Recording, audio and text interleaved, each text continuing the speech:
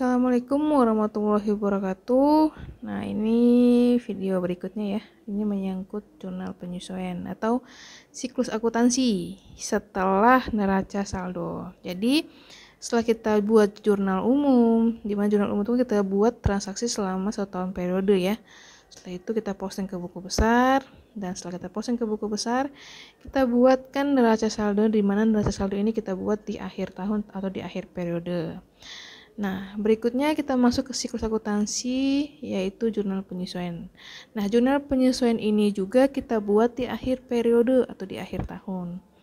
Fungsinya ini buat apa? Nah, di sini kita tuh ingin menyesuaikan akun-akun yang belum menunjukkan saldo yang sebenarnya agar menjadi up to date atau dalam arti bisa menyampaikan data yang sebenarnya atau angka yang sebenarnya. Jadi gitu ya. Jadi jurnal penyesuaian ini yaitu kita mau menyesuaikan transaksi-transaksi atau saldo-saldo akun atau akun-akun yang nilai nominalnya itu belum menunjukkan nilai yang sebenarnya. Contoh kayak gini ya. Mungkin ada pendapatan yang belum dicatat. Ya, kita sesuaikan di sini. Kita lihat buktinya. Oh iya, ada buktinya. Kita masukkan pendapatan tersebut. Atau mungkin ada transaksi kayak kita mau bayar sewa, tapi kita bayar sewanya di luar. Sedangkan sewanya kita berpaket di tahun depan. Nah, itu tidak boleh kita akui di tahun ini. Seperti itu. Itu yang perlu kita sesuaikan di sini. Jadi itu ya. Jurnal penyesuaian itu diperlukan untuk menyesuaikan akun yang belum menunjukkan saldo yang sebenarnya. Nah, sekarang bagaimana kita menyusun jurnal penyesuaian? Nah, di sini kita berdasarkan pada data di neraca saldo dan data penyesuaian akhir periode. Seperti itu ya. Jadi semua transaksi tadi kita bikin penyesuaian dengan cara kita buatkan jurnalnya. Nah, sebutannya itu jurnal penyesuaian. Kita mau tahu angka-angka ini atau nominal-nominal di akun tersebut perlu disesuaikan itu kita tahunya dari mana? Kita lihat dari data di neraca saldo. Seperti itu, dan data-data untuk penyesuaian di akhir periode. Nanti disinilah baru kita bisa bikin jurnal penyesuaiannya. Nah, jurnal penyesuaian ini dilakukan pada hari pertama pada periode berikutnya. Contoh, perusahaan melakukan penutupan buku dan penyesuaian laporan keuangan periode 31 Desember 2009. Maka jurnal penyesuaian kembali dibuat pada tanggal 1 Januari 2010. Makanya kenapa laporan keuangan entah dari instansi pemerintah, dari perusahaan-perusahaan itu biasanya terbit di bulan Maret karena ada semua transaksi-transaksi yang perlu disesuaikan di sini. Seperti itu ya. Jadi nggak langsung di akhir tahun 31 Desember langsung dibuatkan laporan keuangan, nggak bisa. Kita harus mendata semuanya dulu, kita bikinkan neraca saldonya terlebih dahulu, kita sesuaikan semua angka-angka nominal yang perlu disesuaikan, baru kita susun laporan keuangan, sehingga terbitnya itu biasanya di bulan Februari, kalau nggak di bulan Maret paling telat ya. Seperti itu. Nah, sekarang transaksi-transaksi apa saja yang perlu kita sesuaikan? Ya, yang pertama itu berkaitan dengan penyusutan atau depresiasi aset tetap. Yang kedua, beban dibayar di muka. Yang ketiga, perlengkapan. Yang keempat, beban yang masih harus dibayar. Yang kelima, pendapatan diterima di muka. Dan 6, piutang pendapatan. Oke, sekarang kita bahas satu-satu ya. Nah, yang pertama menyangkut penyusutan atau depresiasi aset tetap. Nah, sekarang depresiasi ini apa sih? Penyusutan ini apa sih? Dan kenapa di aset tetap? Sekarang gini ya, aset tetap yang kita tahu kan bahwa dia itu adalah harta yang kita peroleh atau yang kita gunakan dan dapat digunakan berulang-ulang, namun umurnya ini dia harus lebih dari 1 tahun ya. Sudah pernah Ibu jelaskan kan bahwa aset tetap itulah aset-aset atau harta-harta yang digolongkan umur ekonomisnya atau penggunanya itu lebih dari 1 tahun. Nah, sekarang penyusutan itu apa? Kata dasarnya kan susut tuh. Nah, contoh kayak gini ya, kalian punya rumah yang awalnya bagus, lewat 2-3 tahun, setahun aja ya, atau enggak setahun, kadang-kadang 6 bulan, ya paling minimal 1 tahun itu tuh catnya udah mulai pudar. Atau mungkin tiba-tiba kacanya tuh udah retak. Atau gentengnya mungkin sudah ada yang bocor, kayak gitu ya. Nah, jadi kekurangan-kekurangan atau keadaan yang dialami oleh rumah kalian tadi ya, contoh kayak catnya mulai luntur, kacanya mungkin ada yang pecah, atau mungkin gentengnya ada yang bocor. Nah, itu kita sebut sebagai penyusutan atau nama lainnya depresiasi.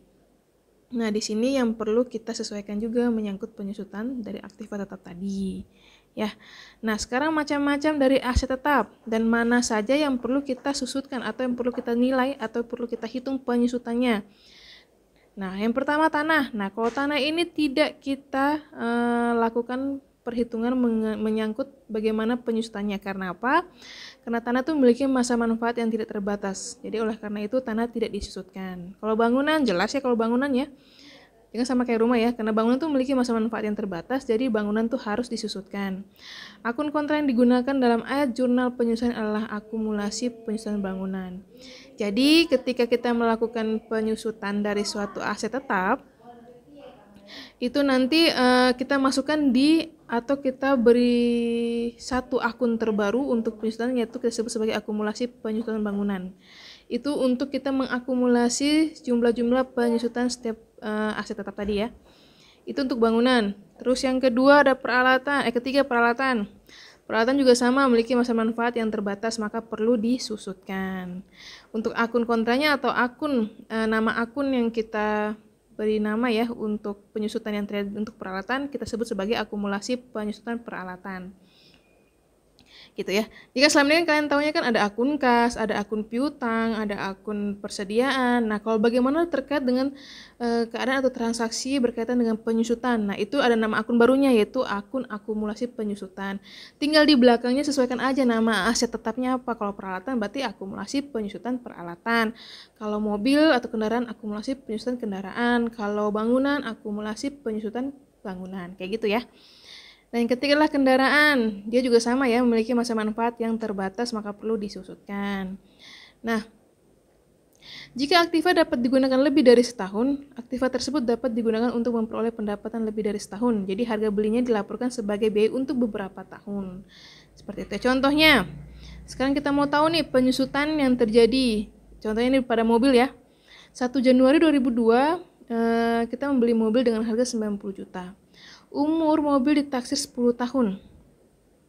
Nah, jadi di sini kita menggunakan metode garis lurus ya. Jadi kita tinggal bagi aja nih 90 juta nilai harga belinya tadi dibagi dengan 10 tahun taksiran. Jadi 1 tahun itu anggapannya 1 tahun itu mobil tersebut mengalami penyusutan dengan nilai nominalnya sebesar 9 juta. Bisa dilihat situ ya, 9 juta. Jadi itu ya. Jadi 9 juta ini nanti akan kita laporkan, kita buatkan jurnal penyesuaiannya tadi untuk bisa mengurangi nilai nominal dari harga mobil tadi. Contoh gini ya, harga mobil kan 90 juta. Setelah lewat satu tahun periode, dia mengalami penyusutan sebesar 9 juta. Ya kita kan harus kurangi ya. Kurangi nilai harga tadi yang 90 juta. Sehingga nanti mobil, istilahnya nilai mobil tadi terguna, sisa nilai ekonomis, umur ekonomis dari mobil tersebut sisanya 81 juta. Seperti itu ya. Maka di sini sudah kita sesuaikan. Ya ini ya contohnya, maksudnya kita menyesuaikan tadi yaitu kita sesuaikan yang harus kita sesuaikan.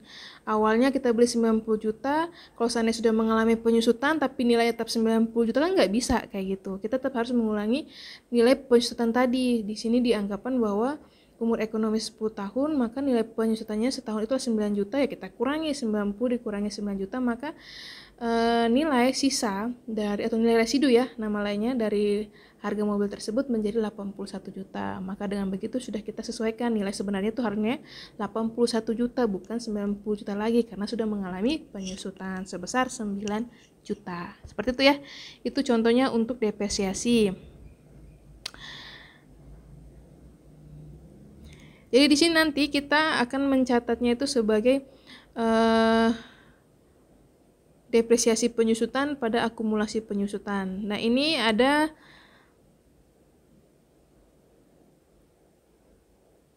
ini sama ya, nggak perlu ibu jelaskan kalau yang ini. Nah sekarang nah, tadi kan ibu langsung kasih tahu ya rumusnya ya, pas ini sudah ada rumusnya nih. Jadi rumusannya untuk kita mengetahui bagaimana nilai dari penyusutan dari suatu aset tetap, di mana sini kita ngomong tentang mobil ya, kendaraan. Nah, tadi kan ibu bilang menggunakan metode garis lurus ya, tinggal kita bagi 90 dibagi 10 itu menggunakan metode garis lurus ya. Maka di sini nanti pengaruhnya adalah terjadinya biaya penyusutan sebesar 9 juta dan jumlah penyusutan yang perlu dilakukan penambahan adalah 9 juta. Maka jurnalnya nih ya. Jurnal penyusutannya yaitu kita buat jadinya Desember tanggal 31 itu beban penyusutan kendaraan sebesar 9 juta, akumulasi penyusutan kendaraan sebesar 9 juta. Dengan begitu nilai mobil tadi sudah berkurang ya menjadi 81 juta. Tadi udah Ibu jelasin ya di sini secara teknis penulisannya mungkin supaya kamu mungkin terlewatkan dari penjelasan Ibu atau mungkin Ibu yang nyampein juga terlalu cepat. Jadi kalian bisa lihat dari contoh ini ya, bagaimana caranya kita menghitung penyusutan dari suatu aset tetap tadi. Ya, seperti itu, dan bagaimana kita membuat jurnal penyesuaiannya. Jadi ketika kalian sudah melakukan penyusutan untuk nilai suatu aset tetap, jurnalnya seperti itu ya, beban penyusutan kendaraan. Kalau seandainya penyusutannya menyangkut bangunan, berarti debitnya itu beban penyusutan bangunan, kreditnya adalah akumulasi penyusutan bangunan. Kalau seandainya penyusutannya itulah mesin percetakan contohnya ya, berarti beban penyusutan mesin percetakan, kreditnya adalah akumulasi penyusutan percetakan. Nilainya berapa? Nilainya adalah nilai dari 1 tahun nilai penyusutan tadi, seperti itu ya. Oke, contoh yang kedua, peralatan juga merupakan aset tetap kan. Nah di sini peralatan salon itu penyusutannya ditetapkan sebesar 12% per tahun. Nah, saldo peralatan itu sebesar 2,2 juta. Sehingga penyusutan peralatan salon itu adalah 12% dibagi 12 kali 2.200.000, maka bulan ini penyusutan peralatan tadi sebesar 22.000. Seperti itu ya. Ini caranya supaya kita bisa menghitung. Jadi maka jurnal penyesuaiannya adalah beban penyusutan peralatan salon sebesar 22.000, kreditnya adalah akumulasi penyusutan peralatan salon sebesar 22.000. Nah, kenapa Bu kita bikin jurnal penyesuaian gini ya? Pada awal kita pertama beli peralatan salon yang kita tulis di jurnal umumnya itu sebesar 2.200.000. Maka masuklah saldonya tadi ke peralatan salon ya sebesar 2.200.000. Sedangkan tahun ini peralatan tadi sudah mengalami, sedangkan pada akhir tahun ya, akhir periode peralatan tadi sudah mengalami penyusutan, di mana nilai penyusutannya itu selama setahun sebesar 12% per tahunnya. Ya maka di sini kita harus kurangi saldo dari peralatan tadi yang awalnya 2.200.000, kita harus kurangi nilai penyusutan tadi, di mana 12% dari 2.200.000 untuk 12 bulan itu adalah 22.000. Maka di sini saldo peralatan akan berkurang 22.000 karena sudah mengalami penyusutan. Kayak gitu ya, kita harus sesuaikan. Jadi kita nggak bisa catat nilai sebenarnya di akhir tahun tuh 2.200.000 padahal peralatan tadi sudah mengalami penyusutan. Kita perlu kurangi saldonya. Makanya sini kita perlu sesuaikan. Bikinlah jurnal penyesuaiannya dengan cara beban penyusutan peralatan salon di debit 22 juta. Jadi intinya penyusutan tadi kita akui sebagai beban ya, karena sudah kita gunakan kan peralatan tadi, seperti itu kendaraan juga sudah kita gunakan, bangunan sudah kita gunakan ya. Kalau kita sudah gunakan untuk mendukung kegiatan operasional maka kita sebut sebagai beban atau biaya. Jadi seperti itu ya. Nah ini cara kita membuat jurnal penyesuaiannya, beban penyusutan peralatan salon pada akumulasi penyusutan peralatan salon. Nah itu untuk depresiasi atau penyusutan tadi. Sekarang yang kedua, transaksi jenis transaksi yang perlu kita sesuaikan yaitu menyangkut beban atau biaya dibayar di muka. Contohnya nih, 1 Oktober 2007 kita menyewa gedung sebesar 12 juta untuk 1 tahun. Nah, di sini kita catat sebagai biaya sewa dibayar di muka. Kita catat di tanggal 1 Oktober ya, karena kita mulai menyewa gedung tersebut kan pada bulan Oktober selama 1 tahun. Nah, itu kita belum bisa sebut sebagai biaya sewa. Karena apa? Karena belum kita sewa atau belum kita gunakan gedung tadi. Maka di sini kita catat dengan menggunakan akun, nama akunnya yaitu biaya sewa dibayar di muka. Seperti itu ya. Nah, di sini biaya sewa gedung untuk 1 tahun ya 12 juta. Sedangkan kita baru menggunakan dari bulan Oktober, November, berarti udah baru 3 bulan nih kita gunain kan gedungnya tadi. Maka perlu kita sesuaikan di sini, tidak bisa kita catat semerta-merta semuanya 12 juta. Kita harus kurangkan di sini karena apa? Sudah 3 bulannya itu tadi kita sudah gunakan atau sudah kita sewa gedung tadi. Maka nilai dari biaya sewa dibayar di muka itu pasti akan berkurang di sini ya. Nah, jadi sini biaya sewa gedung kan 1 tahun tuh. 1 tahun 12 bulan. Berarti 12 juta dibagi 12 bulan, 1 bulan 1 juta kan? Maka di sini karena dari Oktober sampai Desember, jadi sudah 3 bulan, berarti 3 juta yang sudah kita gunakan nilai nominalnya ya sewa gedung tadi. Maka yang kita sesuaikan di sini adalah yang 3 juta ini sudah harus kita akui sebagai beban sewa karena sudah kita gunakan gedungnya. Sedangkan sisanya tadi belum kita gunakan di tahun depannya. Seperti itu ya. Maka jurnal penyesuaiannya yang perlu kita sesuaikan di sini adalah kita membuat jurnal dengan biaya sewa gedung 3 juta. Sewa gedung dibayar di muka 3 juta. Dengan begitu, nanti kan yang awalnya biaya sewa dibayar di muka itu nilainya 12 juta, pasti akan berkurang sebesar 3 juta karena sudah kita catat sebagai beban sewa atau biaya sewa, seperti itu. Jadi nanti biaya sewa dibayar di mukanya sisa 9 juta ya di sini. Karena 3 jutanya sudah kita gunakan dari Oktober sampai dengan Desember. Itu ya cara penyelesaiannya atau cara kita membuat jurnal penyesuaian untuk biaya sewa dibayar di muka. Terus yang ketiga, perlengkapan. Nah, pada akhir tahun ya di neraca saldo kita lihat perlengkapan nilainya 2 juta ya. Tapi ketika kita melakukan perhitungan fisik di gudang, perlengkapan tuh tersisa tinggal 760 dolar ya di sini ya. Oh, ini 2000 dalam nilai mata uang dolar. Jadi perlengkapan yang kita lihat di neraca saldo itu sebesar 2000. Tapi ketika kita melakukan perhitungan fisik atau kita cek di gudang atau kita cek semua perlengkapan kita di kantor, ternyata tinggal 760.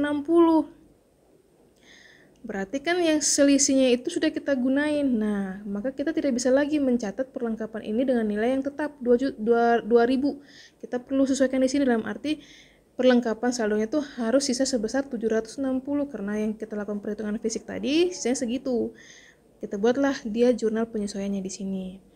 Nah, perlengkapan kan awalnya 2000, terus yang tersisa 760, maka yang sudah kita gunakan itu sebesar 1240. Nah, yang sudah kita gunakan ini kita akui sebagai beban. Kenapa? Perlengkapan tadi kan kita gunakan untuk mendukung proses bisnis kita, dalam arti kan pengorbanan juga yang kita keluarkan, maka kita akui sebagai beban. Jadi 1240 ini kita catat sebagai beban perlengkapan, di mana kalau beban bertambah di bagian debit sebesar 1240 dan kreditnya adalah perlengkapan 1240. Kenapa kreditnya perlengkapan? Ya karena supaya bisa mengurangi saldo dari perlengkapan tadi. Kan awalnya perlengkapan di debit tuh 2000. Nah, kalau posisi perlengkapan di bagian kredit 1240, maka nanti kan ada selisih sehingga nanti sesuai sisa saldo perlengkapan di akhir tahun adalah sebesar 760. Seperti itu ya.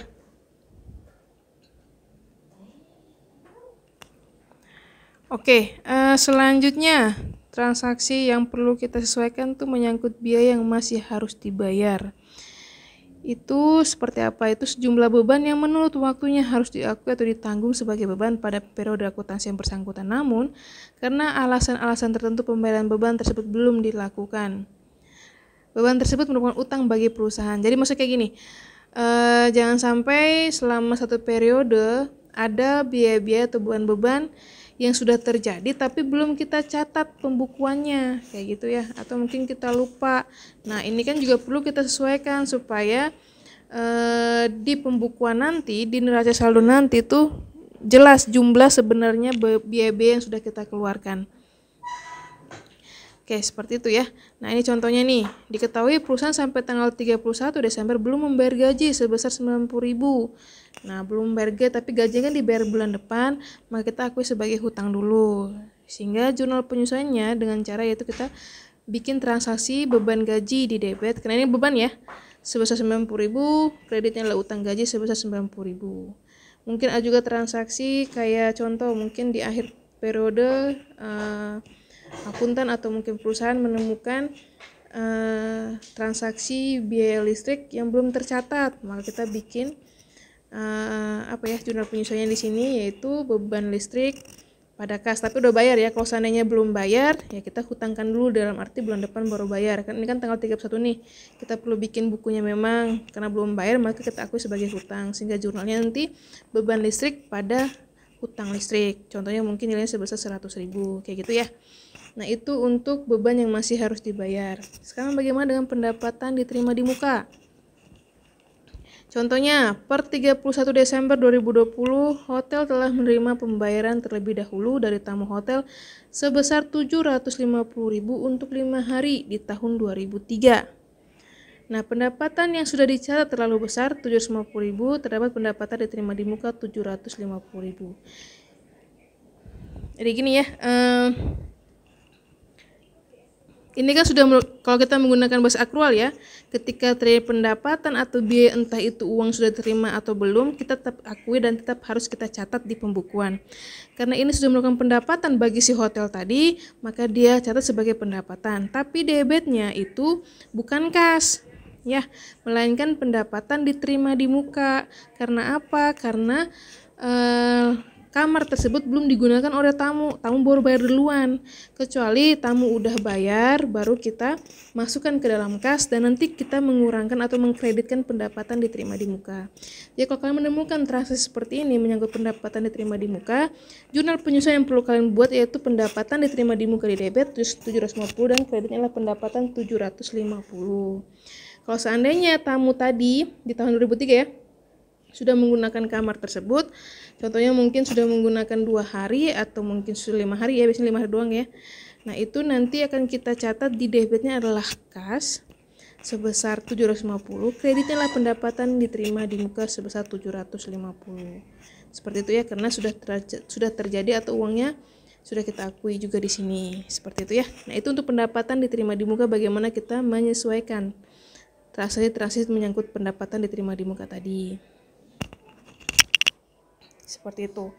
Terus yang keenam, piutang pendapatan. Nah, kalau piutang pendapatan ini piutang ya, dalam arti pendapatan sudah terjadi tapi si pengguna atau si penyedia jasa atau mungkin yang menjual barang tersebut belum menerima uangnya, maka kita akui sebagai piutang. Contohnya ya, tanggal 31 Desember 2002 sebuah hotel belum menerima pembayaran sewa kamar sebesar 500.000 karena pembayaran baru dilakukan pada saat check out. Dalam arti kan jasa atau kamar tadi kan sudah digunakan atau sudah disewa. Seperti itu ya, dan berarti kita sudah akui sebagai pendapatan.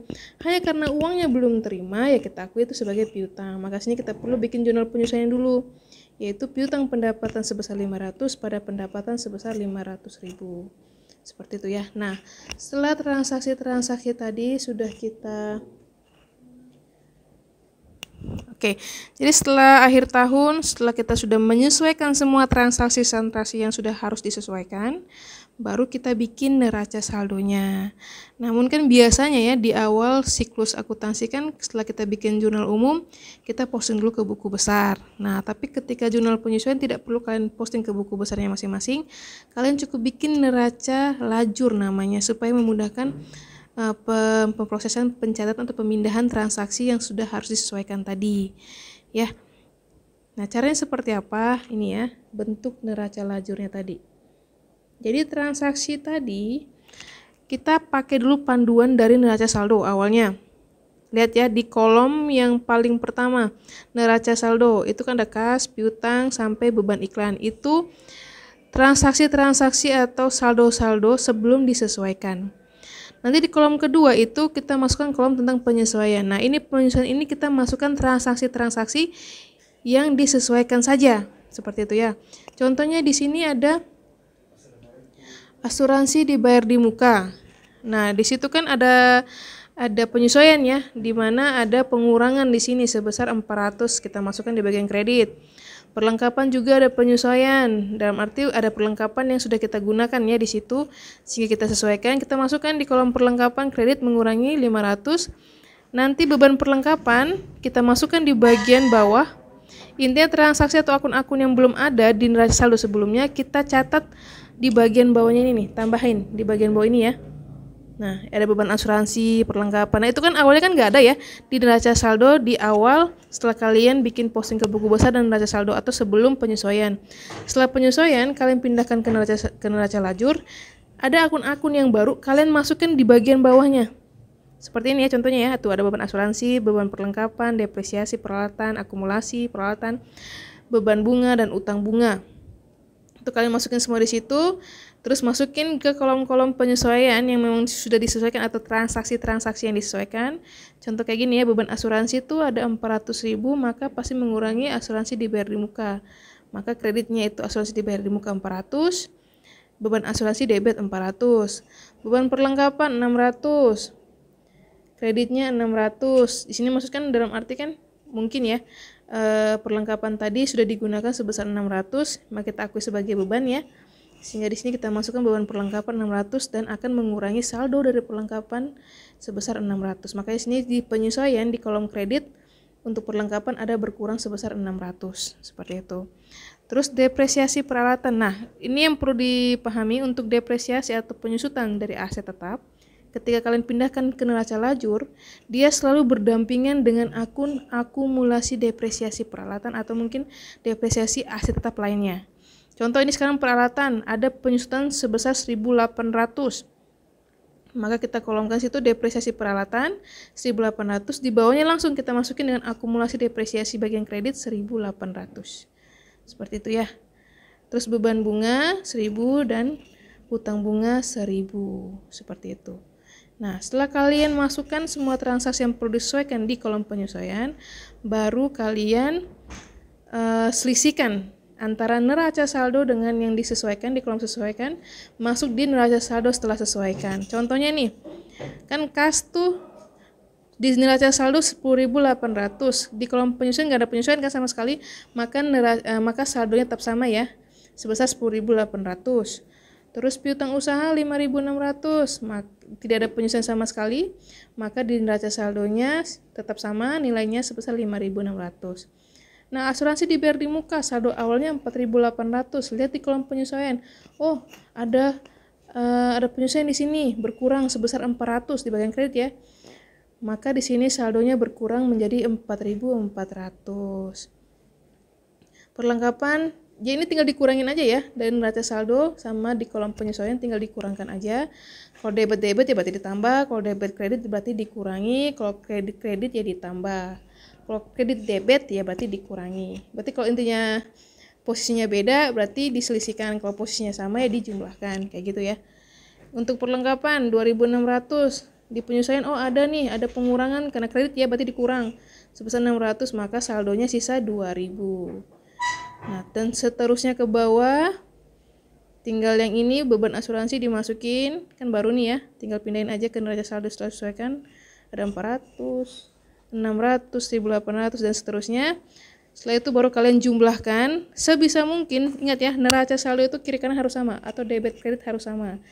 Jadi kalau seandainya debit kreditnya selisih, maka ketika kalian memposting ke neraca lajur atau ketika kalian melakukan penyesuaian ada selisih angka di sini yang perlu kalian perhatikan, maka nanti kalian perlu melakukan pengecekan kembali. Seperti itu ya. Nah, kalau seandainya udah sama ya berarti udah balance, nggak ada masalah. Nah, ini caranya kalian bikin jurnal penyesuaian dan bagaimana kalian memindahkan ke neraca lajur sehingga memperoleh neraca saldonya setelah disesuaikan. Seperti itu ya. Oke. Itu aja penjelasan tentang jurnal penyesuaian dan neraca lajurnya. Mudah-mudahan dapat dipahami. Jika ada yang ditanyakan silahkan ditanyakan. Bisa langsung bertemu ibu di ruangan ibu juga nggak apa-apa supaya lebih jelasnya ya. Oke, sekian dari ibu. Terima kasih. Wassalamualaikum warahmatullahi wabarakatuh.